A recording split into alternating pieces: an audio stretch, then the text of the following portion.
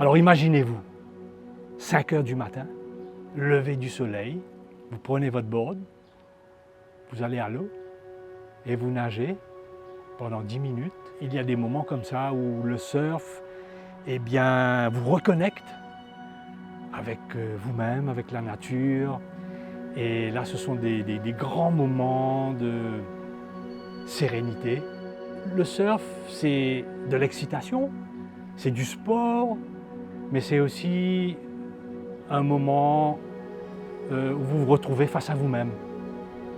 Parce que lorsqu'il y a une vague, une grosse vague qui vous arrive dessus, soit vous la prenez, soit vous vous faites bouffer. Donc c'est des moments, ce sont des moments d'excitation, de danger et de bonheur absolu.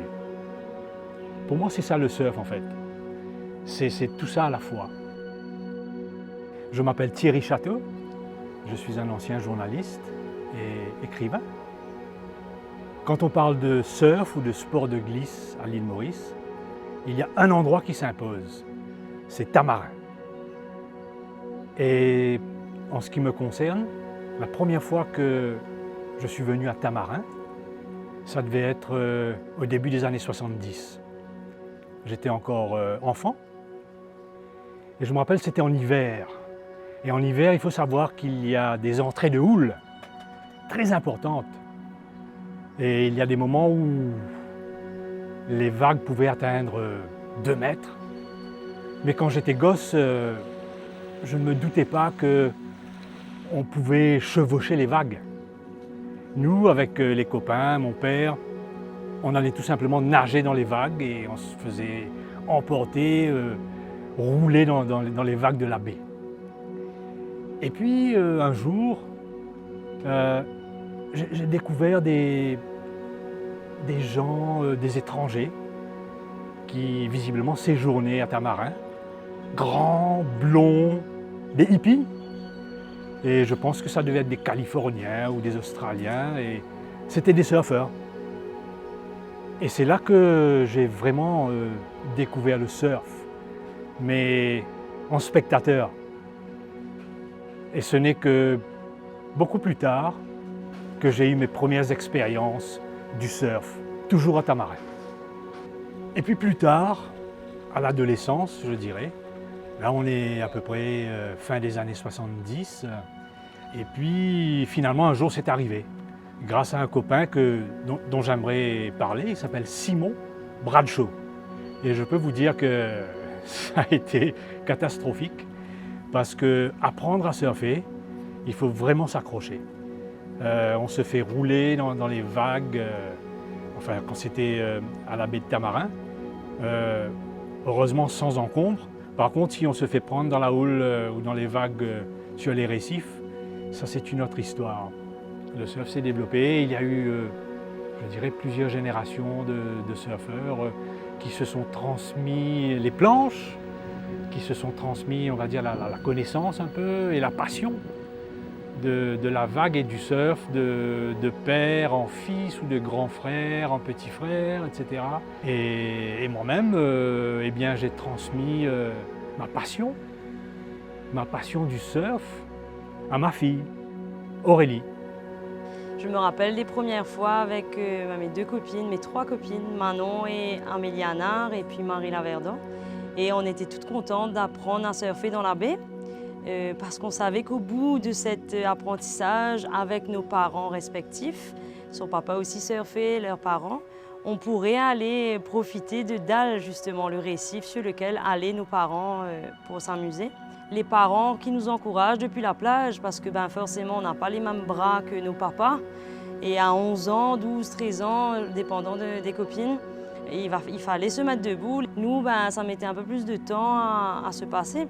À l'époque, vers les années 2000, justement, on a créé ce petit cahier-là, le club des 3 surfeuses. Et dedans, on écrivait tout, nos sessions sur Dal, ce qui s'est passé, qui a piqué, qui a fini sur le Sam, qui s'est fait mal sur le récif, jusqu'à même ramener des roches et des coquillages qu'on trouvait collés dans le cahier, dans l'idée de pouvoir transmettre comme ce que nous, on a reçu éventuellement, si un jour on a des enfants, cette passion. Alors 2 des 3 ont eu des enfants, 2 petits garçons. Donc je suis sûre qu'Élie et Oliver vont pouvoir eux aussi venir déposer leurs photos et leur expérience dans ce cahier où il reste encore beaucoup de place. On espère pouvoir transmettre cette passion, puisque à Tamarin, on est tous attachés quelque part à cet océan. Et puis on a envie de faire en sorte que les personnes qui viennent vivre ici maintenant puissent en profiter. Mais avant d'en profiter, rendre hommage à cet océan-là, parce que malheureusement, trop souvent, on sait prendre, mais on ne sait pas donner. Et il faut trouver cet équilibre entre, justement, on vient profiter de l'océan, on vient surfer, on vient se baigner, on vient kitesurfer, on vient pêcher. Mais à quel moment est-ce qu'on lui rend à cet océan ce qu'on vient lui prendre finalement? Son temps, son énergie, sa vibration.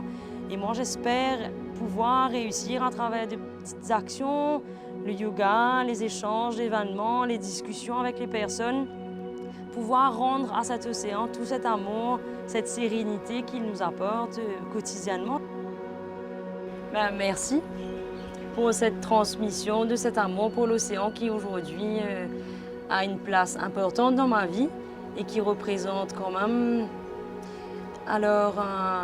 des actions que j'aurais aimé mettre en place pour que justement les générations futures puissent en profiter comme nous on en a profité, toi à ton époque, moi à la mienne. J'espère vraiment du plus profond de mon cœur et je l'espère avec des actions qu'on pourra transmettre ça aussi aux générations futures pour qu'ils puissent en profiter comme nous on a pu en profiter. Je crois que toi-même et tes amis et ceux de ta génération sont probablement plus sensibles que ceux de ma génération à l'avenir de l'océan et de la planète. Et vous faites un travail quand même formidable. Nous, à l'époque, on avait une vision un peu, on va dire, naïve de ce qui nous entourait. On n'avait qu'une idée en tête, c'était de profiter. Et aujourd'hui, on se rend compte que, on a tellement profité, on a trop profité. Et ça nous amène au gaspillage. Et il serait temps de, non pas faire un pas en arrière, mais plus de prendre un peu de recul et de se dire que, on a profité, mais maintenant, il faut essayer de faire un retour sur nous-mêmes, de corriger, s'il en est encore temps, les erreurs qu'on a commises. Et oui, de suivre, finalement, de suivre les pas de cette nouvelle génération qui est en train de nous montrer, finalement, à nous les plus anciens, la voie à suivre, qui est le respect de ce qui nous entoure. Et voilà, donc moi je suis heureux qu'Aurélie ait trouvé cette voie.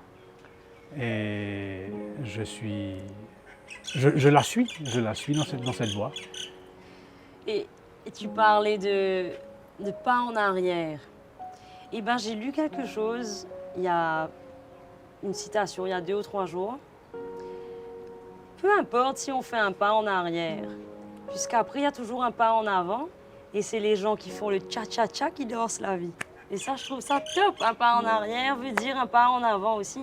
C'est pas grave, reculer pour mieux sauter. Et même si vous avez peut-être pas fait tout ce que ma génération peut-être a fait, nous, on n'aura pas fait, j'espère, ce que la génération suivante fera. Et ça va aller comme ça et on est sur la bonne voie, j'en suis certaine. Super, écoute, c'est une leçon de vie que j'apprécie. Et ok, let's dance.